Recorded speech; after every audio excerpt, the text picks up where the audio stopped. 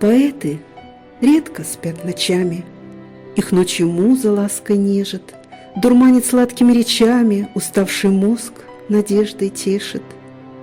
И звук волшебного аккорда, границ реальности не зная, зовет уверенно и твердо душу поэта соблазняя.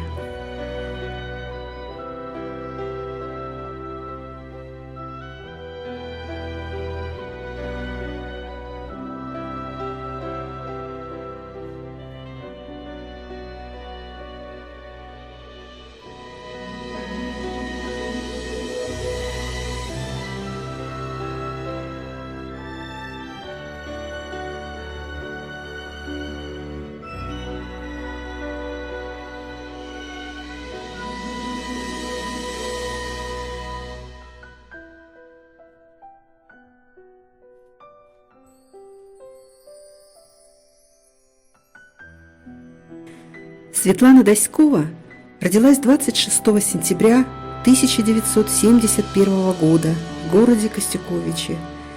В семье была первым долгожданным ребенком. Родители – интересные творческие люди.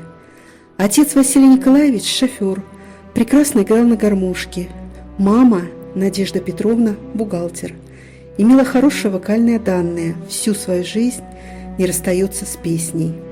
Родители очень много работали, поэтому воспитанием маленькой Светы занималась бабушка Александра Герасимовна. Она была и учителем, и ангелом-хранителем, и другом, и советчиком.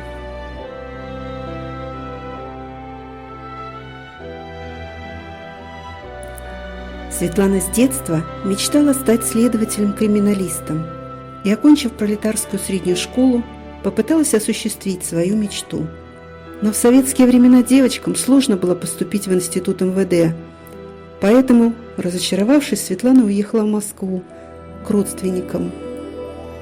Там окончила с красным дипломом СПТУ номер 89 и без экзаменов поступила в Московский строительно-экономический техникум на вечернее отделение.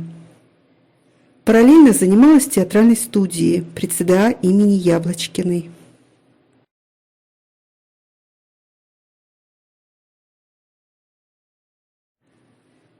В лихие 90-е годы пришлось оставить работу, учебу, друзей и по настоянию семьи вернуться в родную Беларусь.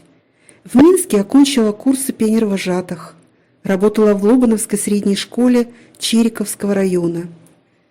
Затем вернулась домой, работала заведующей Волосковнянским сельским клубом, заочно окончила Могилевский техникум культуры, вышла замуж и родила 2 сыновей. В настоящее время работает аккомпаниатором в пролетарском клубе библиотеки. Придумывать необыкновенные сценарии в стихах начала со школьных лет, с пионерских лагерей. Свое первое стихотворение «Шмель» написала в 4 классе. Оно было напечатано в районной газете. Также много печаталось в московских газетах. На прошедшем в мае 2020 года конкурсе авторских стихов «Мы о войне стихами говорим», посвященном 75-летию Великой Победы, Светлана Васильевна получила диплом за 1 место.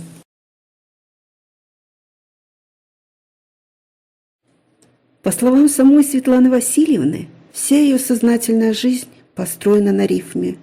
Составление сценариев, оформление обрядов в стихотворной форме, поздравления близким людям – все, что было когда-то хобби, превратилось в необходимость, из которой состоит ее жизнь, любимая работа.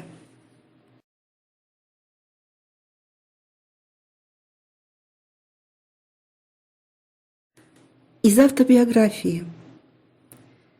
Как все женщины на земле, обожаю цветы, предпочтение отдаю розам. Их у меня более 80 кустов.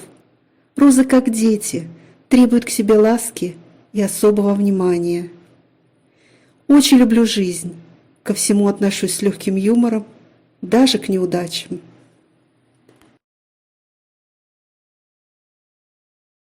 В мае этого года Силами работников библиотеки выпущен первый сборник стихов Светланы Доськовой «Дышу я с рифмой в унисон». В сборник вошли стихи о войне, любви, поэте и поэзии, родине и родном языке, сценки и юмористические стихи.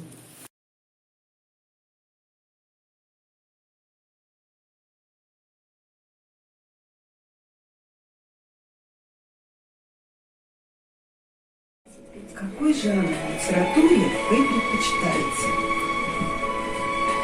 Я люблю все. Я люблю и поплакать, и посмеяться. Наверное, все. Я такая безразборная. Мне нравится все. Где авторы и любимые книги? Любимые книги. Наверное, сейчас у меня вот эта трилогия «До рассвета». Ну, я вообще люблю вампиров, но только вот этих классических вампиров. Поэтому вот это моя любимая, я ее перечитываю раз, уже, наверное, раз 6 точно. Они на полочке у меня стоят. Вообще я собираю книги, у меня библиотека хорошая своя. Поэтому я просто любую могу читать, но вот про вампиров почему-то я не знаю почему. Мне очень нравится. Ну, стихи вы, конечно же, любите. Да. Не только свои. Нет, не только. Есенин, конечно, вот обожаю. Пушкин, да. Есенин на первом месте, конечно. Ну, а так Пушкин, ну, любое стихотворение я читаю и восхищаюсь, наверное, каждым поэтом. Любой Ларинки. Я не хочу далеко уходить, я перечитываю каждое стихотворение. Я открываю вот наш районную газету и каждое стихотворение вслух. Я не люблю читать просто глазами, я читаю вслух, прочитываю, мне нравится, просто слушаю саму себя, поэтому каждое стихотворение каждого поэта мне нравится. Вот я такая. Что цените в жизни, что принимаете, а что нет? В жизни ценю откровенность, наверное, просто откровенность. Не люблю двуличие, когда люди говорят одно, а в душе совсем другое. Вот это мне не нравится. И вот даже в группе такие у меня есть стихотворения много, что не искоренишь это у людей. Таких, к сожалению, все больше и больше. Наверное, встречается. Редко встретишь человека, который что думает, то и говорит. Вот просто открыто. Скажите, легко ли писать стихи? Мне легко. Мне очень легко. Иногда я бегу скорее ручку. Я вот одна у меня не помню своих стихотворений. Я на утро читаю, удивляюсь, иногда даже плачу и так восхищаюсь. А когда я пишу, да. А когда я вот не помню их, потому что я хватаю ручку, когда она вспыхивает, мне бы скорее ручку и листок, чтобы скорее записать. Эти строчки скорее записать, что они вспыхнули. Потому что пройдет полчаса, сейчас час, я буду долго вспоминать, ну как же это было, все, оно ушло. Поэтому вот так вот у меня они легко получаются. Быстро, спонтанно. Тут поэма есть. Сидела я, оно запланировано было, но долго, очень долго. Когда вот это надо, это очень долго. Это труд, кропотливый труд. Я бы не сказала, что это. Поэтому вот такая ситуация, не скажу, что это может быть и каждому легко и быстро, как мне это получается. Что если что-то серьезное, то надо вот посидеть, чтобы это было тоже донести людям, чтобы это было и чувственно. И вот поэтому мне легко. А вообще, если сказать, что, наверное, это тоже тяжело, чтобы это прекрасное творение получилось. Скажите, о чем вы мечтаете? Я мечтаю, чтобы всем было хорошо, чтобы все... А если мечта, как большая, которую до сих пор не удалось воплотить в жизнь? Я человек такого характера, наверное, слишком простого. Я не знаю, как это назвать. У меня наверное, нету такой мечты, чтобы вот... Ну, я мечтала, сын поступил в медицинское, мечтала, чтобы он был доктором. Но он отучился 3 курса и бросил. И мечтам моим конец. И вот в таком плане они вроде вспыхнут, загорится мечта моя. Но проходит время, либо что-то мешает, либо как-то, и они остывают. Поэтому вот чтобы основная какая-то мечта была большая, великая, наверное, нет. Наверное, нет, да, я могу так сказать. А что в жизни еще увлекает, кроме поэзии? Конечно, кроме поэзии еще театр. Я очень люблю, конечно. Это тоже, наверное, или может быть с профессией, с моей театр. Спектакли все смотрю, мне это очень нравится. самой на сцене нравится. Ну, я не знаю, что еще. В душе? Душа, да, мне нравится на сцене. Вот просто вот кто-то волнуется, а мне хорошо. Я волнуюсь вот просто вот так. Вот когда я эту сцену, мне так страшно, поменяет язык, и вообще боюсь. А на сцене, когда я стою на сцене выше всех, и как-то мне настолько, я как вот, ой, мне хорошо, я как у себя дома, как в раю, когда я на сцене. Вот, наверное. Скажите, пожалуйста, о своих творческих планах. Что еще хотелось бы написать? Пока мне еще вот из жизни суждено, сколько суждено, конечно, хочется писать о многом. Ой, темы разнообразные, но все равно я опять же таки касаюсь, вот, хочу, чтобы мои стихотворения когда-нибудь издались. А сейчас вот, наверное, у меня такое тоже, что, возможно, когда-то придут времена, когда свои творения, у меня очень их много, когда они откроются, там просто правда о нашей жизни. Даже можно даже и мечту сказать, чтобы это все, чтобы людям было лучше, и чтобы мои эти вот, хочу писать, буду писать о том, что у нас в мире, наши отношения вообще на планете, вот, в нашей республике, к другим странам. Ну вот такая тематика у меня. Ну, я просто вот мечтаю, что когда-нибудь это кто-то пригодится в нашу жизнь, как исторически. Конечно, наша жизнь в стихах.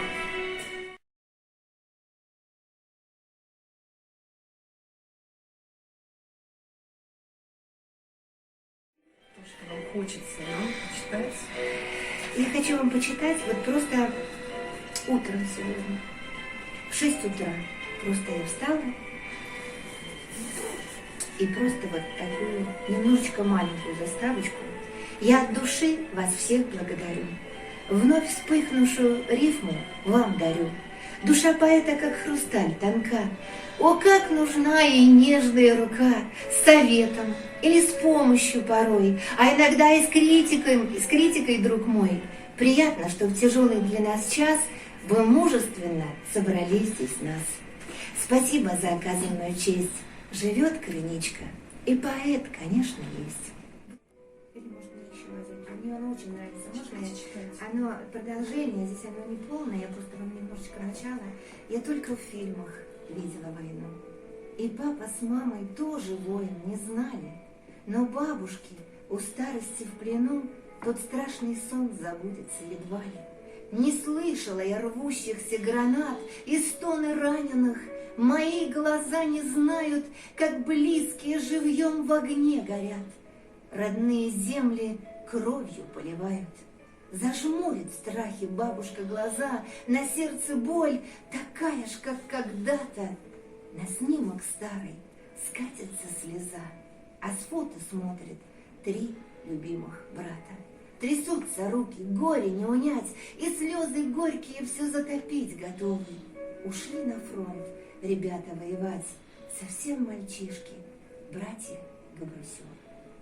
Всегда вот во время, вот как «Мертвый полк» сейчас сделали, я всегда говорю, что они приходят, и когда у нас парад, минута молчания, они всегда стоят, их души всегда с нами. Вот у меня такие все стихотворения, они, от лица, дети их зачитывают, дети взрослые их зачитывают тогда вот на таких мероприятиях.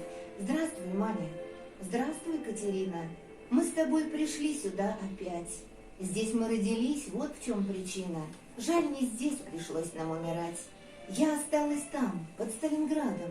На плечах был раненый солдат. Нас двоих разорвало снарядом. Вспышка, боль, и нет пути назад. Ну а я в бою под Могилевым командира нашего спасла. Не достался фрицевским саперам, ранила его, и я несла. Наши рядом, вот они, окопы, донесла. Осталось 3 шага. Свист в ушах, и боль, и голос. Что ты? Я мишенью стала у врага. Мы сейчас с тобой в долине смерти. Вечность, слава нашим именам. Нам не страшно было, вы поверьте, и совсем не больно было нам. Помнишь, Маня, мы с тобой мечтали замуж выйти, жить в родном краю. В той войне мы жизни потеряли.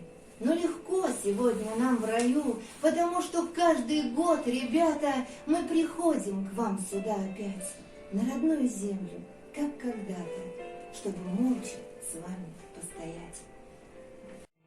А в сердце закипает кровь, в нем тают все сугробы снежные, и просыпается любовь. Стряхнув с души снежинки жгучие, расправит крылья после сна. Забудутся слова колючие, распустит пышный цвет она, и запоет любовь с капелями, и заискрится, как хрусталь. Умчит тоска вместе с метелями, а нам с тобой тоску не жаль. Весна всегда любви попутчица, ее согреет и спасет. Доверьтесь ей, и все получится, она вам счастье принесет. Где ты себя убиваешь? Ты когда-нибудь это поймешь, боль мою на себе испытаешь. Видит Бог, я обиду, слезу для тебя отпустить не пытаюсь. Стиснув зубы, держу их, держу. Я спасти тебя очень стараюсь. Только горечь на сердце растет, а слезинка моя непослушна.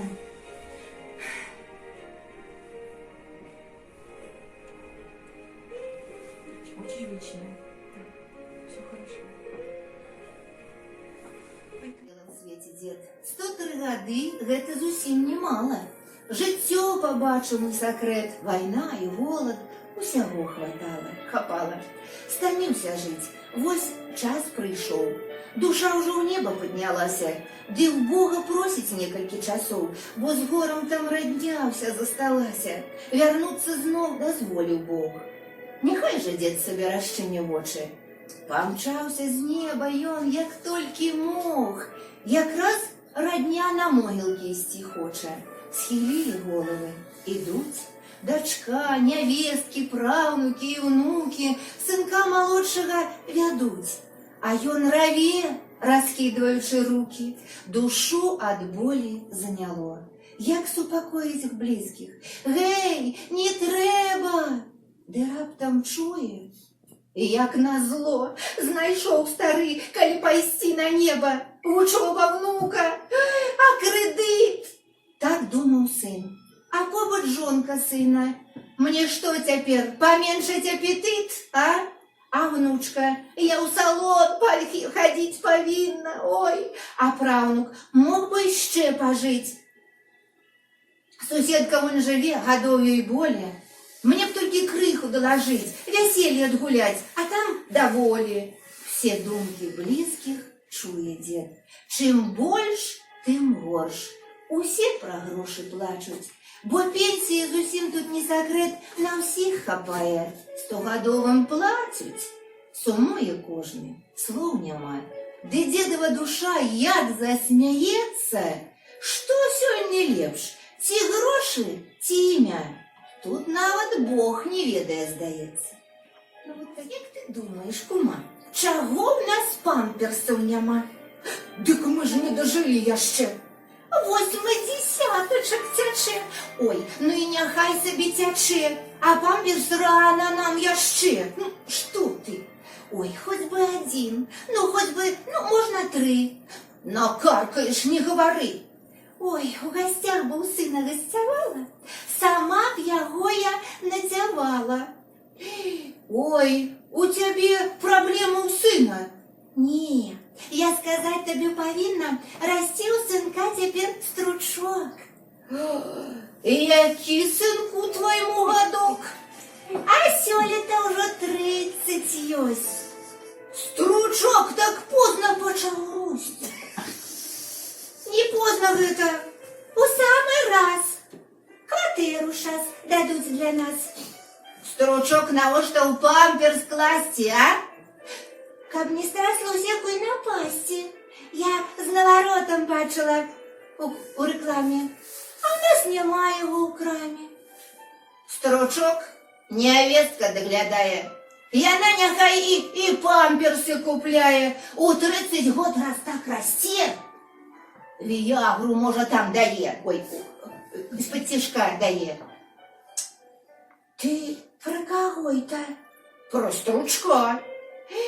Так я ж про внука, про внучка. Ой, Маня, молодость давно сгубила. Ой, а ўсё пра гэта гаварыла. Ай-яй-яй. Ну вот такая вот, прямо вот на пустом месте это была создана. Даруй мне, чароўная родная мова, што рускае слово я больш разумею. Прабач, абыдзенная наша размова сэрденька лашчыць табе не ўмее. Так шчыра спляліся дзве мовы, як ленты. У цесным спляценні няма там разладу, ды толькі душу закрануць сантыменты і сум неразумны адпусціць спагаду. Ты крыўду прагоніш, прытуліш, як маці, пяшчоты раступіш сумленні паэта, прамовіш нібыта малому дзіцяці. Мы кроўныя сёстры з ёй, памятай гэта. У мінулых стагоддзях спляліся дзве мовы. Цудоўны вяночак я сёння трымаю. Пішу беларускае роднае слово, а роднае рускае вслых вымаўляю.